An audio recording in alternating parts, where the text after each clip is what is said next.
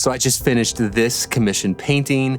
It is acrylic on paper, and man, was this really, really fun to do. I love creating fantasy pieces like this that have just this huge imagination that are really, really fun to do. This is why I got into making illustrations. This is why I got into doing art, is because I love doing pieces like this. Today we're going to talk about thumbnail sketches, through rough sketch to drawing, all the way to a final acrylic painting, and even what I do to kind of seal it up and get ready to ship it out. What's kind of unique about my painting process is that I use both traditional and digital mediums. I do this because I want to use the strength of each medium. There are certain things that digital does well, like putting color down fast, making revisions, and there are things that traditional does well, like being able to paint with real paint, sell an actual painting and not just a print. I like going back and forth, and in this process, we're gonna show you how that works. All right, so first off, I start with a composition. I start with a thumbnail sketch. These are tiny little guys, about wee big. So I sketched this on paper with a pencil, and I brought it into the computer, and I started to lay down color over top of it in Photoshop. Photoshop is really great for this because you can put down colors really quickly, you can change them, you can move them around. I had a pretty clear idea of what I wanted to do with the colors for this piece from the very beginning. Sometimes I just sit and I imagine, what is this piece gonna look like? What do I want people to feel when they see this? So the first thing is I want somebody to experience a little bit of nostalgia. There's a sense of innocence and magic when they see this piece. I mean, come on, she's on the moon. And of course, if you have kitties, you're gonna like this one. So for color, I wanted just a very cool blue magenta sky that's spilling onto the colors of the clouds around, and then contrasting it with the color of the warm moon. And so we have our colors established and the feeling that they're gonna invoke. So color comps are really important for a number of reasons, because you don't wanna get through a painting and realize, you know, I don't like the color of this. I mean, there's a certain amount of adventurousness if you're gonna do it that way, but I like to plan things out because I like to have a couple different options of where I want to go. And so color comps give you a quick idea of what things are going to look like at the end of the piece without having to repaint things. So here's the color comp that I used, and I printed this out, and it sat next to me on my desk while I was drawing. And so I always had a reference of kind of where I was going. Now, obviously this is pretty rough, but I wanted to have a reference point so that I can kind of almost enjoy the painting process a little bit more.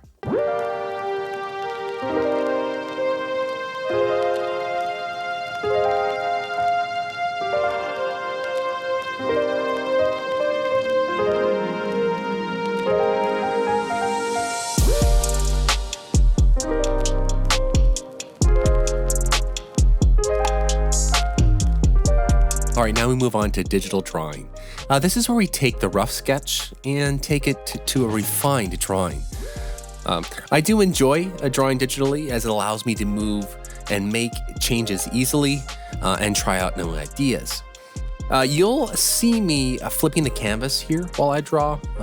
Classically, artists would hold up a mirror to their paintings in order to get a fresh eyes and perspective.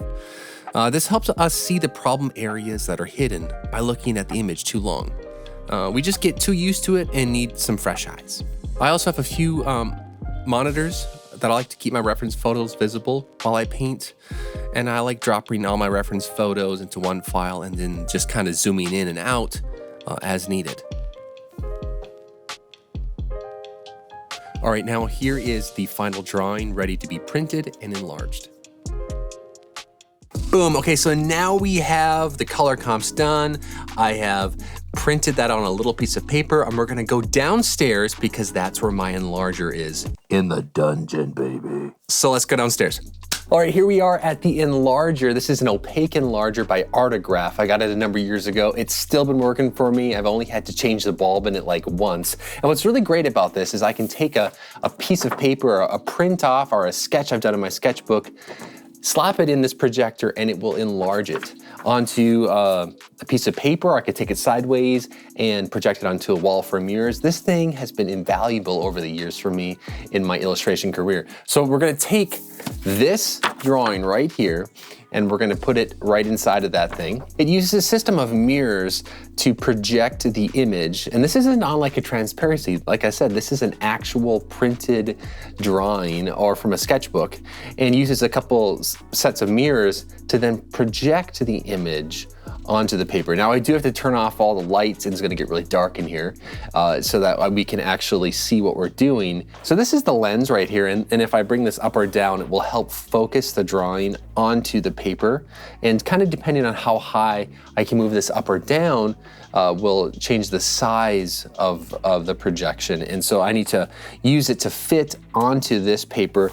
This is just an 11 by 14 piece of paper, and so I won't need the projector very high in order to get it to project properly. Now, one of the things that's important here is that I'm not trying to get a final drawing, I'm just trying to make the transfer. So I need to get just my general lines that I have from the photocopy paper onto my paper. So I'll go and I'll finish and refine the drawing once I get the transfer done. You don't want to spend too much time here, probably 5 minutes at most to get this drawing transferred. All right, I walked my butt up the stairs and got some steps in.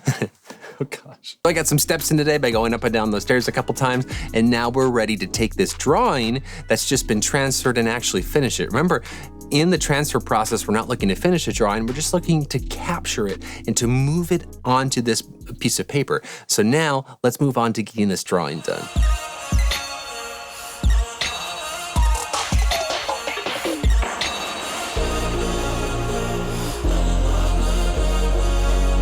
And man, did I really like doing this drawing because honestly, you have to remember, drawing is my favorite part. I love drawing. I want to draw all the time. And so drawing is just a beautiful thing to me. I could do it all day. I want to just experience drawing is what I want to do. So here we got to really flesh out more of her character, what she looks like. I did have a couple reference photos that I used for both her and the kitty, and but I kept things pretty loose because we're doing things in my style and kind of how I draw, but we wanted it to be representational of her. This is not a portrait, this is a representation of this girl. So there's a difference there. Sometimes when people draw, they're looking to get a likeness. I'm looking for a representation. I've never been really good at getting likenesses, and in fact, things kind of just fall apart when I try to do an exact likeness. So I try to capture the feeling of the person and get what it is that's about them that we can at least identify her. So for her, it was her hair, and this, a specific headband that she's wearing, and of course her kitty. All right, so now that we have the drawing done, we are moving on to the actual painting. This is why we're all here, is to see this painted. And we're gonna be using some materials here today to do that. Here we go. I'm painting on hot press Arches 300-pound paper. The paints are a Holbein acrylic gouache for the character and opaque areas. I also use golden fluid acrylics thinned down with matte medium. The Liquid X inks are great for washes in the initial underpainting. I use matte medium to thin the paints and GAC 100 for sealing. This Princeton mop brush is used for laying down washes over a large area, and a small filbert for opaque painting and details. The number 14 round brush, which I use for majority of the painting, along with this number 10. Round brushes are my favorite because you can get such a variety of line work with them. This number 2 round is strictly for detail work. I'm feeling a little adventurous today by trying out acrylic gouache. This is by Holbein, and it's a new paint for me. I haven't really used this before. Basically, it is a matte acrylic.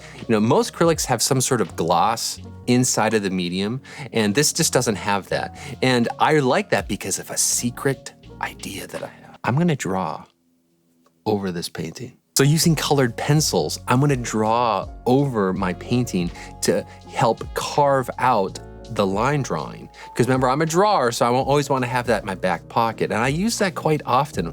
I went kind of back and forth in this painting. I was drawing, and then I was painting, and then I was drawing. Using the acrylic gouache helps me to be able to do that. One of the things we're going to do with this painting today is that we're going to work in flat shapes rather than trying to blend things all the time. Now, we can create a blend by layering, and that's where things are going to look a little different than if I'm working in oils. With oils, you can move the paint around and blend it and brush it, but with acrylics, it doesn't really work that way. And especially if you're laying the acrylics down as thinly as I am. So with this kind of process, we're gonna layer, layer, layer. All right, so as you can see, here we are, we're starting with the wash. I've primed it with a little bit of water, and now we're moving in with the color, and oh my goodness, this does not go as planned. Typically, I do what's called following a bead line, where I kind of tilt the painting down, and then so the water kind of runs down into a bead. And I followed that, but I was trying to film it. It didn't work as well. And oh my goodness, this did not go well. It just was horrible. I was so frustrated. I got to this spot and I'm like, are you serious? Look at these lines. Look at these horizontal lines. And what's hard is that sometimes you know what to do and you don't do it because you're trying to do something else. In this case, I'm trying to film. And I almost wanted to throw this in the trash. I got this close to being like, I gotta start over. I just pushed through and we kept going and I kept layering. You know, there's certain ways of glazing with acrylics, and I tried to do that a little bit with matte medium. I probably should have used an actual glazing medium, but I was just trying to see if I could lay down different ways of layering the acrylics, and I thought this worked pretty well. You know, I was really excited about how fast I was able to move with acrylics. You know, I have a watercolor background, and so applying acrylics in a wash like this allows me to kind of move quickly and put paint down in a faster manner than I do with oils. So it was really nice is I had multiple different kinds of acrylics. I had inks, I had fluids, and I also had the acrylic gouache. So I had multiple different kinds of paint that I could use however I needed them. So for the washes, I used the inks, things a little bit thinner, and then I used the gouache for when I was building up the opaque areas and the highlight.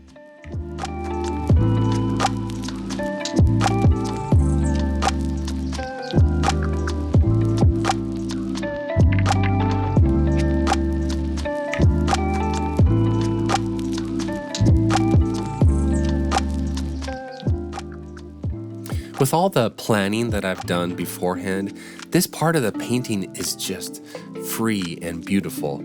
I can just focus on enjoying the rendering, enjoying the process of painting.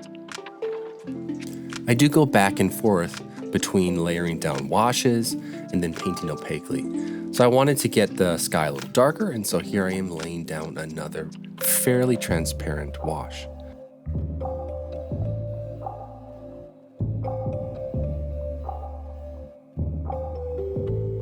I had a great time with these clouds as I got to layer and layer different paints on top of each other to get a different effect. They're pretty whimsical, and I wanted the sense of these clouds that kind of swirled around and framing the piece.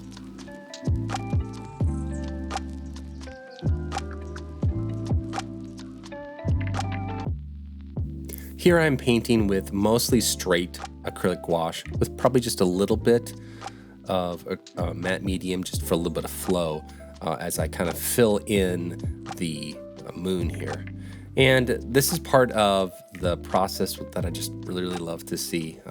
You know, this moon is very much a children's book story-esque moon where there's kind of magic in it. There's this idea that I think we've all had some point in our lives been fascinated and in awe of the moon.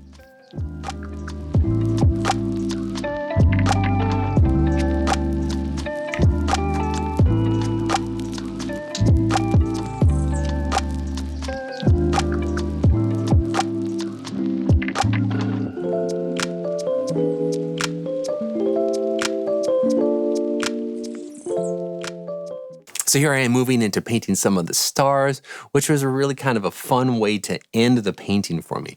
You know, painting is a journey, and sometimes you want to make a milestone. Hey, this is when I'm getting towards the end, is when I'm going to do the stars.